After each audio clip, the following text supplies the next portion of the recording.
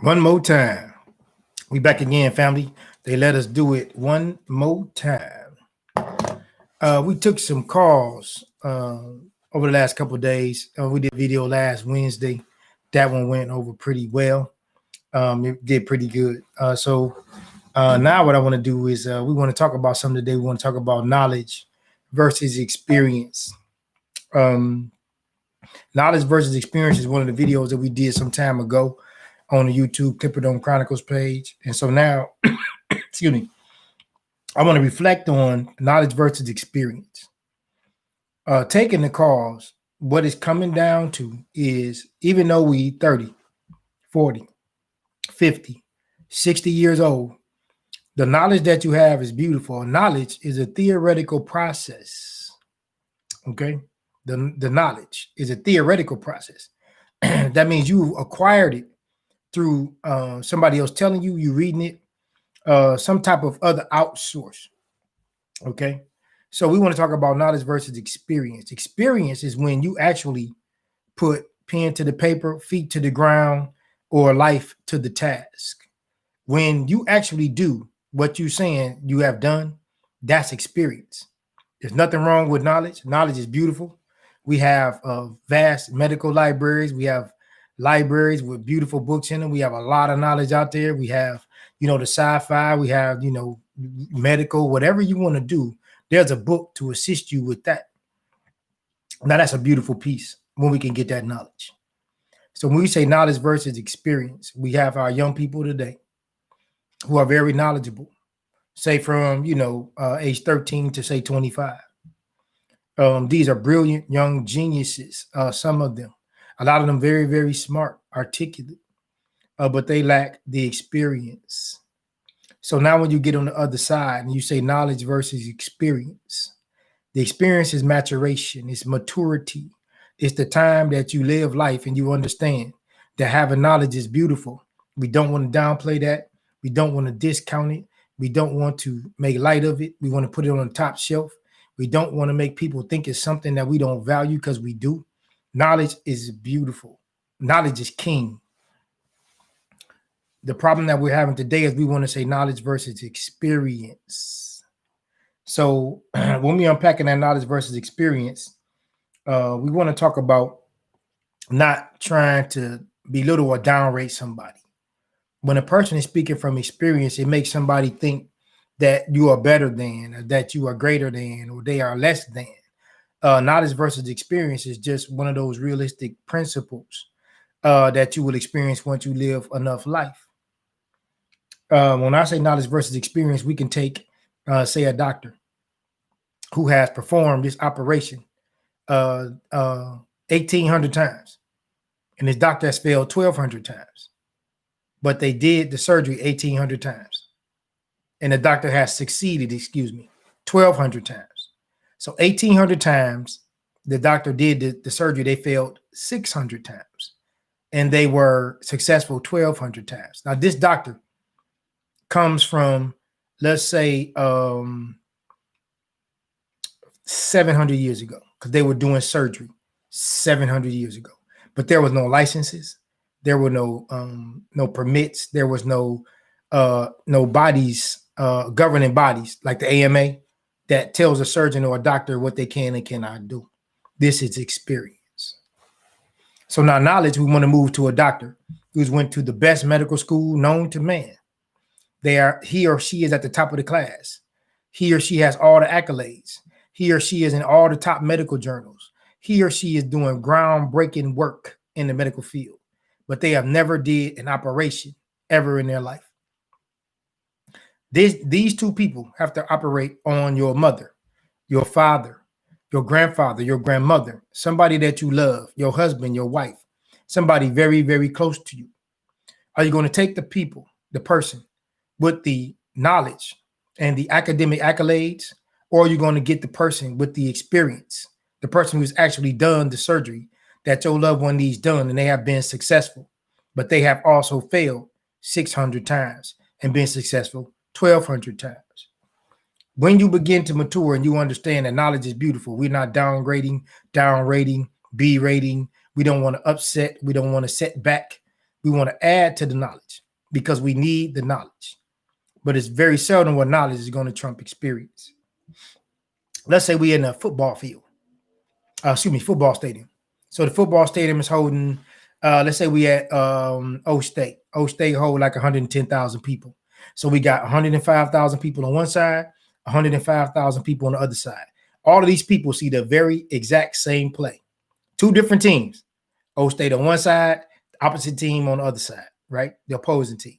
So when the referee blows the whistle and make a judgment on the call, you got 105,000 people cheering and 105,000 people viewing. Now let's unpack this, family. Understand. That's 110,000 people. It is impossible for 105,000 people to see one thing and another 105,000 people to see something else. This is not possible. So where do we get this? When we unpack it, how does this work? When you view something, the knowledge versus experience is going to come into play, where it depends on your experience in football, your experience in refereeing, your experience in being on the field, your experience maybe with coaching, and then your knowledge of football, maybe your knowledge of the players, your knowledge of coaching, your knowledge of refereeing. The experience is always going to supersede knowledge when we get into these situations. I want to talk about a man or a woman who do not have children. This man or woman can have knowledge. They can run a daycare. They can be in social work. They can deal with child protective services. They can get into police work. They can do a lot of integral work with children. But I'm talking about a person without a child. So then I'm talking about a parent with 5 children. A parent, a mother especially, who has birthed 5 children. Her experience and knowledge of a child bearing and child rearing and then having a family in your house is totally different from a woman who has no children at all. This woman with no children, she could be a child psychiatrist, a child psychologist. She could be a child developer. She could be working for DCS. She could work for a lot of different organizations that deal with children. But her experience is not going to trump the other work. Her knowledge over here is not going to trump the mother of 5's experience.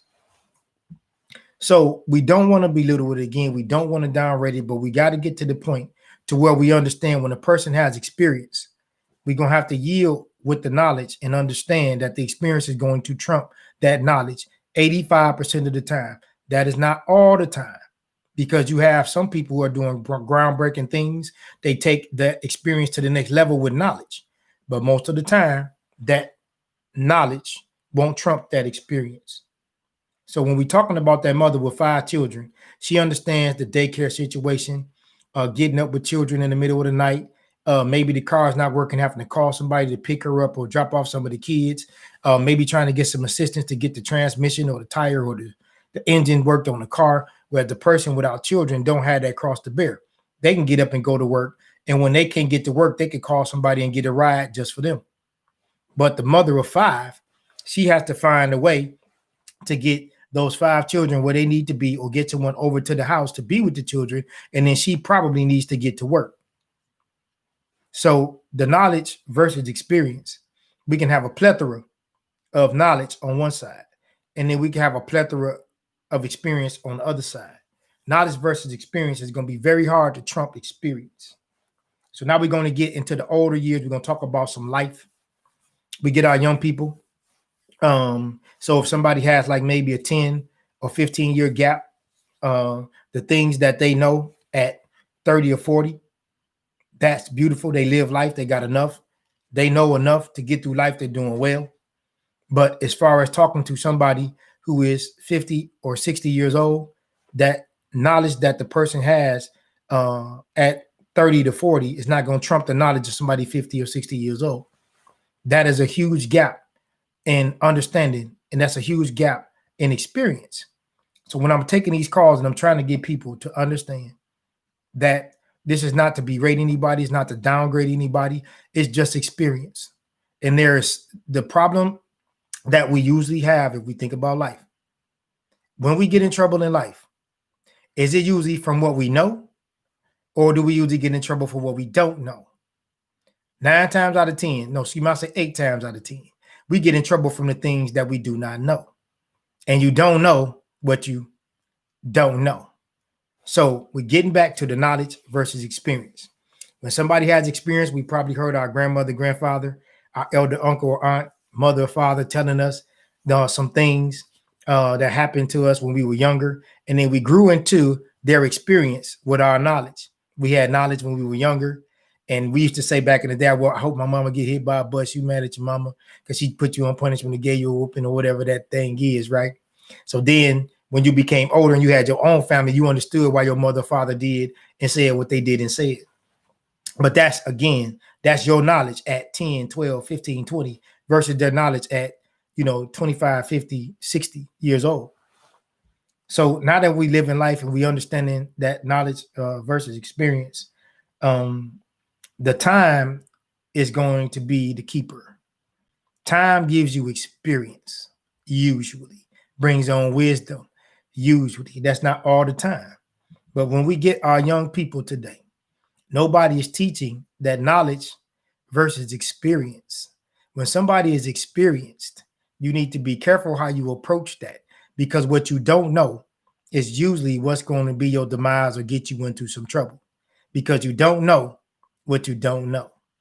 So we just want to put this piece together. Want to put that out there. We want to keep this short. I want y'all to take this. I want you to test this. I want you to try this.